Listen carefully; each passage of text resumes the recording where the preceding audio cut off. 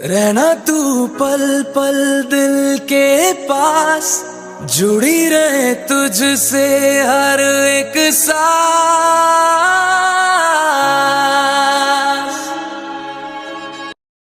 bar ka mid a dadka waxay da'du u tahay tiro la tirinayo oo kaliya kamana hor istaagayso da'doodu inay kaga dhabeeyaan waxay haweystaan ama ay ku hamiyaan.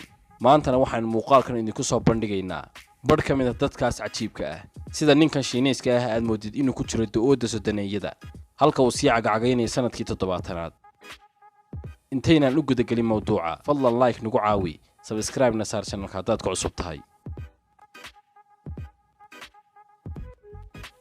Jane Dagas 16 December 2018 ninkan reer Mareykan waxa uu jabiyay rikoodhka orodka marathonka ee lagu magacaabo Jacksonville taas oo laga orday gobolka Florida ee waddanka Mareykanka. waxaanu orday 2 saacadood 54 daqiiqo iyo 23 ilbiriqsi isagoon dabcan jabin marathonka ugu dheer caalamka oo gaadhaya 6 saacadood iyo 46 daqiiqo. haddana ma ogtahay ninkan orday 3 saacadood ku dhawaad inuu yahay 70 jir.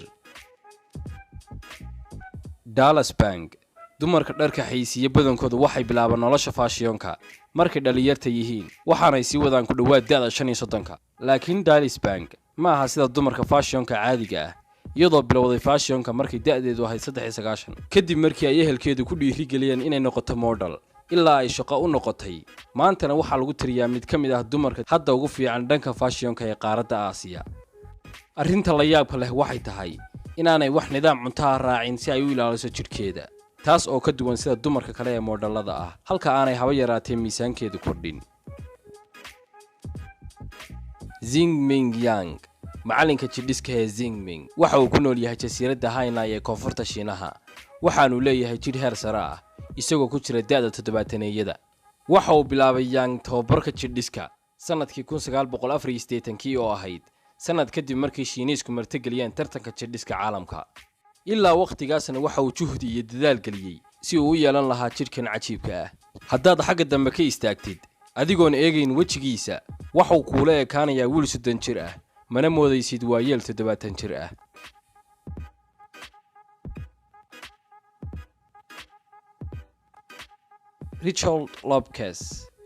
Richard Lopkes waa ciyaaryahan ciyaara musaaracada arm wrestling waxa uu qaaday koobab kala duwan waxaanu jiraa 62 sano.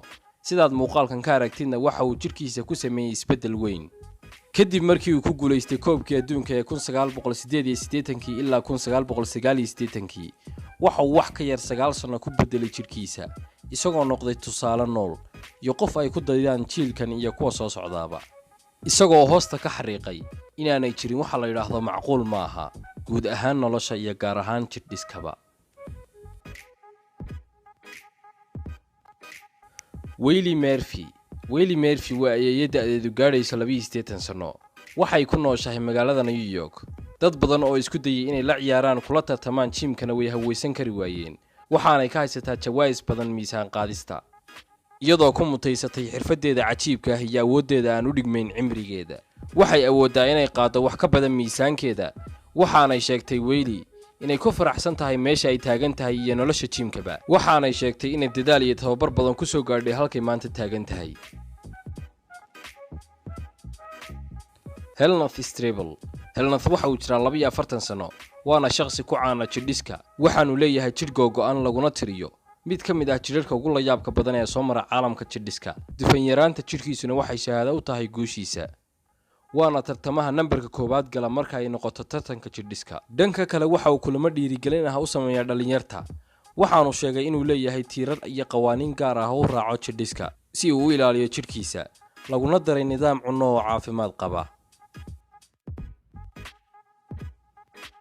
Leo Allen ku tababarashada meelaha qabowga daran waxay ka yeelaysaa inaad ka yeelaatid inta aad jirto 10 sano. kani waa casharka ay waajibka tahay inaynu ka baranno qisada hooyadan lagu tilmaamay tan ugu dhalinsan hooyooyinka. miyaad rumaysanaysaa haddaan ku idhaahdo gabadhan aad moodid 20 jirka inay tahay hooyo jirta 51 sanadood? waa xaqiiq oo way jirtaa. waxay sheegtay Leo inay ku ilaashatay dhalinyarnimadeeda tababarka adag ay joogtaysay in ka badan 30 sanadood waxaanay sheegtay in lagu tababarto meelaha qabow inay ka fiican tahay in lagu tababarto meelaha kulul. ugu dambeyntii waxay gabadhan Shiinayskii ku baahisay baraha bulshada sawir ay ku sameynayso ciyaarta yoogada meel qabowgeedu ka hooseeya eberka 40 darajo. Rafael Ferra waa mid ka mid ah ciyaartoyda ugu fiican jidhiska daayihiisa. maalin waxa dhacday inuu soo xidhay ninkan dhar buuran oo jidhkiisa wada qariyay. waxaanu isagoo calool leh soo galay hool ka mid ah hoolasha jimka lagu sameeyo. waxaanu la tababaratay dhalintii halkaas joogtay. dhalinyaradii halkaas joogtayna waxay la yaabeen duqan buuran ee sidaan u tababaranaya, birahana qaadqaadaya. ilaa ugu dambeyntii uu sikadiisa iskaga bixiyay wixii uu xidhnaa. dhammaan dadkii meesha joogayna ay la tacajabeen lana yaabeen jidhkan iyo feedhahan ka fiican ciyaartoyga jidhiska ah ee ka da'da yar odaygan. muuqaalkeenan maanta intaas ayuu ku eegyahay. fadlan walaal haddaad muuqaalkan ka heshay like saar, subscribe na taabo haddaad ku cusub tahay channelka.